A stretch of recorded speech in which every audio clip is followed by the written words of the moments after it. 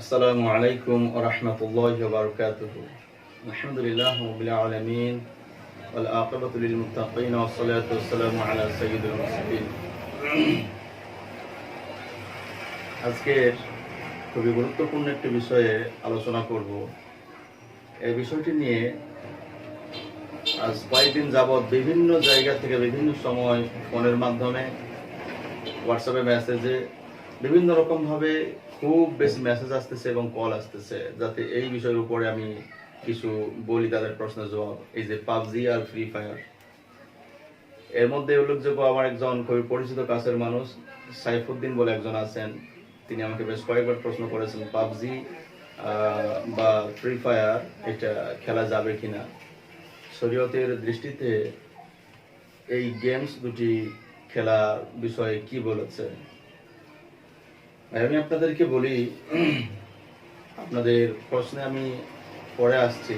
আগে কয়েকটি বিষয় যেটা বলা যায়, যেটা খুবই জরুরি দরকার, সেগুলি হচ্ছে শরীয়ত এমন কোনো কিছুতে অনুমতি দেয় না যেগুলোতে মানুষের শারীরিক বা মানসিকভাবে ক্ষতি হবে। এমন কোনো জিনিসের পারমিশন দেবে না যে জিনিসগুলো আপনার মনোযোগ হারাবে আল্লাহর ইবাদত থেকে, নামাজ রোজা থেকে আপনার মনকে সরিয়ে ফেলবে। যেমন দেখুন, পাবজি বা ফ্রি ফায়ার বা এই জাতীয় যত রকম গেমস আছে, আজ ওয়ার্ল্ডে যত গেমস উঠেছে তার মধ্যে 95% গেম হচ্ছে শরীয়তের দৃষ্টিতে খেলা হারাম। তার কারণ এগুলোতে মানুষ যখন নেশায় মত্ত হয়ে যায় তখন তার মন মানসিকতা সম্পূর্ণ চেঞ্জ হয়ে যায়, তার মন, তার ইচ্ছা সবকিছু শরীয়তের বাহিরে চলে যায়।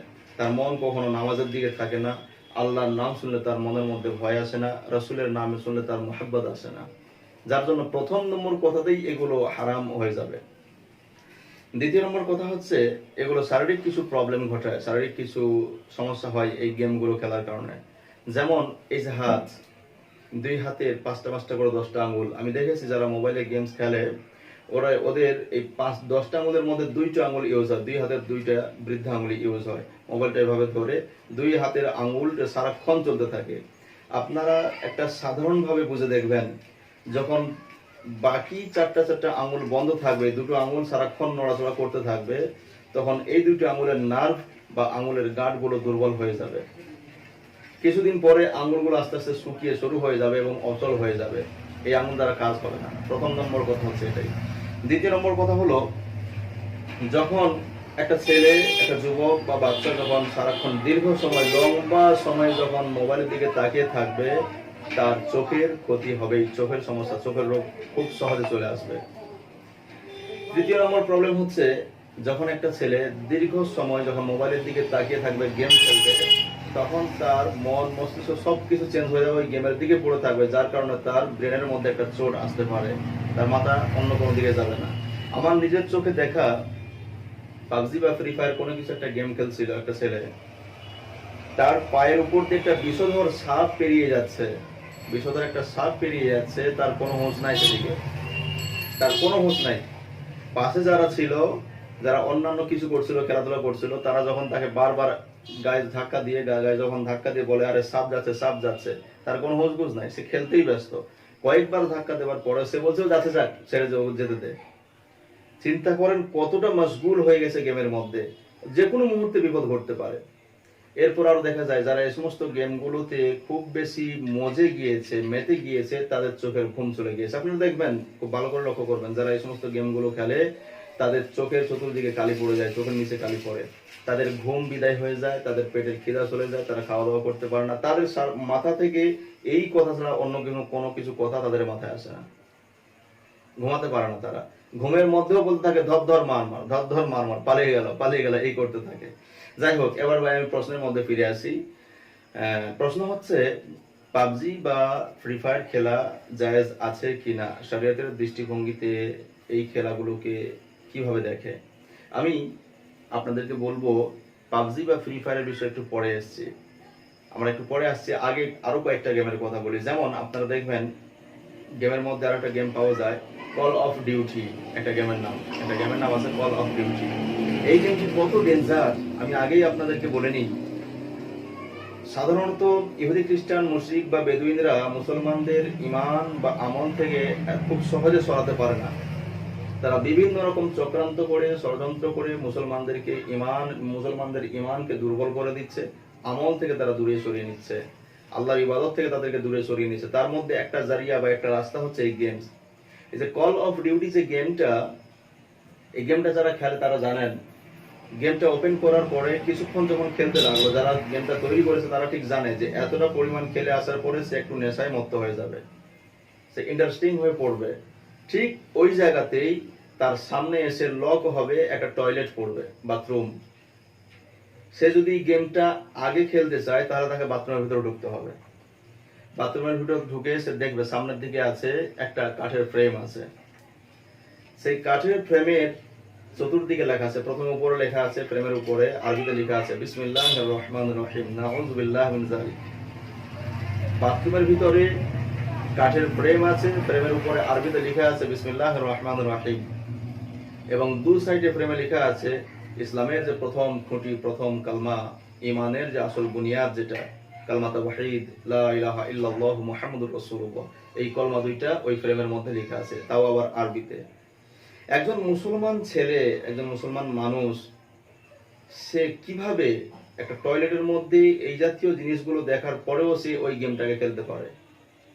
এই গেমের নিয়ম হচ্ছে, সে যদি বাকি গেম আগিয়ে যেতে চায় খেলাতে, তাহলে তাকে বাথরুমের ভিতরে ঢুকতে হবে, ওটা দেখতে হবে, বেরিয়ে এসে তারপরে পরেরটা পরে বলছি। তাহলে মুসলমান একটা যুবক হওয়ার পরেও সে এই গেমটা টয়লেটের মধ্যে ঢুকে দেখলো, ফ্রেমের মধ্যে লেখা আছে বিসমিল্লাহির রহমানির রহিম এবং লা ইলাহা ইল্লাল্লাহ মুহাম্মাদুর রাসূলুল্লাহ, নাউযু বিল্লাহি মিন যালিক। সে ওখানে দেখে বেরিয়ে এলো। বেরিয়ে আসার পরেই তার কাছে আসবে একটা আলমারি, ওয়ালের মধ্যে সেটিং করা আছে একটা আলমারি, অনেকগুলো বই তার মধ্যে সাজিয়ে রাখা আছে। ঠিক তার মিডিল একদম মাঝখানে রাখা আছে বড় করে লেখা কোরআনুল কারীম বা কোরআন মাজিদ, এভাবে লেখা আছে।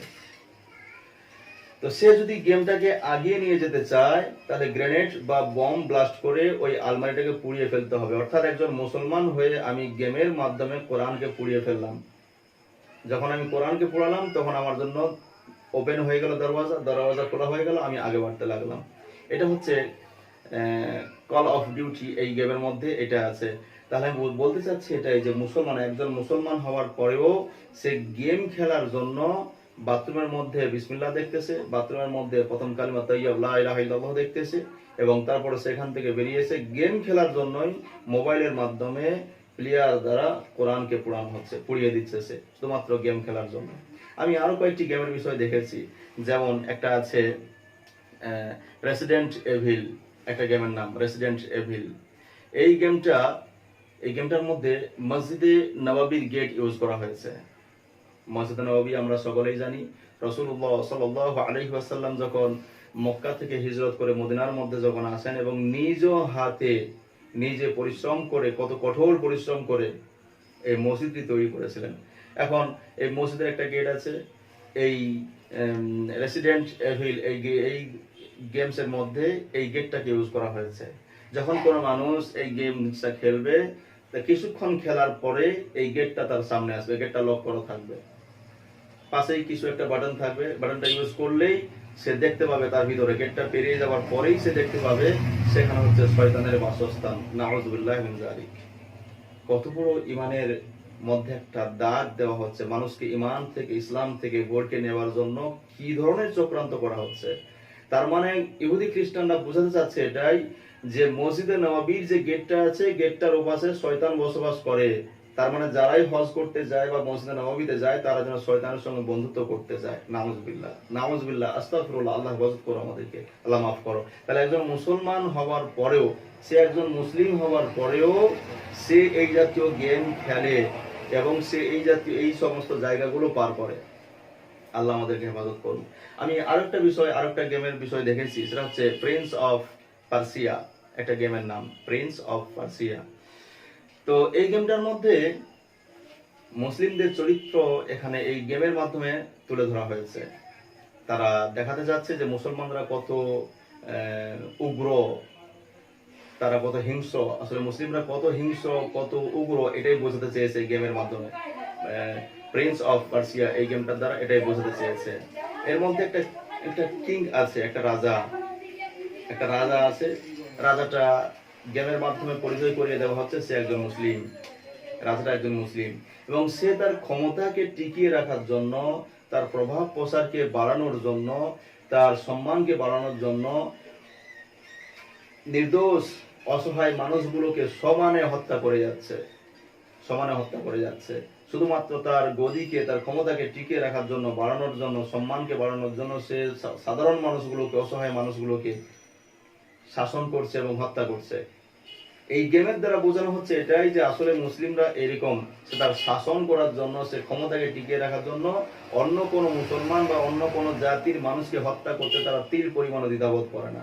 নাউজুবিল্লাহ। আসলে ইসলামের চরিত্র, মুসলমানের চরিত্র এটা না। কিন্তু মুসলমান থেকে দূরে রাখার জন্য মানুষদেরকে এরকম ধরনের পরিকল্পনা করছে অন্যান্য কওমের মানুষগুলো। আমার প্রিয় ভাইরা, আপনারা মেহরবানি করে আল্লাহর জন্য, আল্লাহর ওয়াস্তে এই সমস্ত গেমস থেকে, মোবাইলের মাধ্যমে গেম খেলার থেকে দূরে থাকুন। মোবাইলে কোন রকম গেম খেলবেন না। এখন আসছি আপনাদের মূল প্রশ্নে, যে ফ্রি ফায়ার বা পাবজি।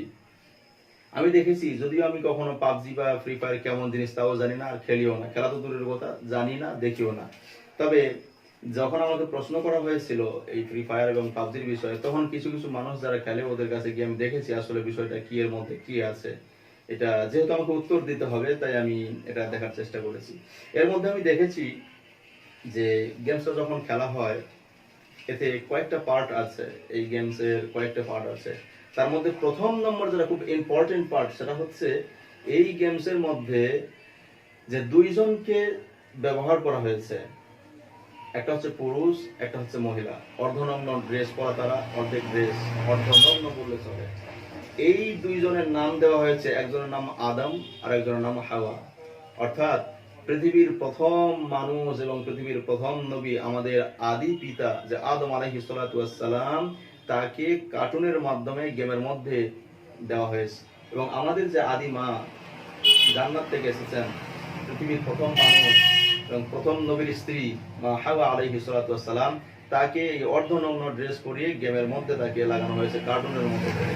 তারা দুজন খেলতেছে। আপনাদের যদি বিশ্বাস না হয়, তো এই যে মেরি ও আদম এরকম একটা নাম দেওয়া হয়েছে গেমের মধ্যে, এটা আপনারা গুগলে গিয়ে সার্চ দেবেন, দেখবেন চলে আসবে বাইবেলে তাদেরকে কি নামে ডাকা হয় এবং তারা কোন জামানার মানুষ, তাদের উচ্চতা কত, তাদের প্রস্থ, দৈর্ঘ্য প্রস্থ কত, সবকিছু সেখানে ডিটেলস দেওয়া হয়েছে। বাইবেলে কি লেখা আছে সেটা দেওয়া হয়েছে, আমি নিজেও দেখেছি।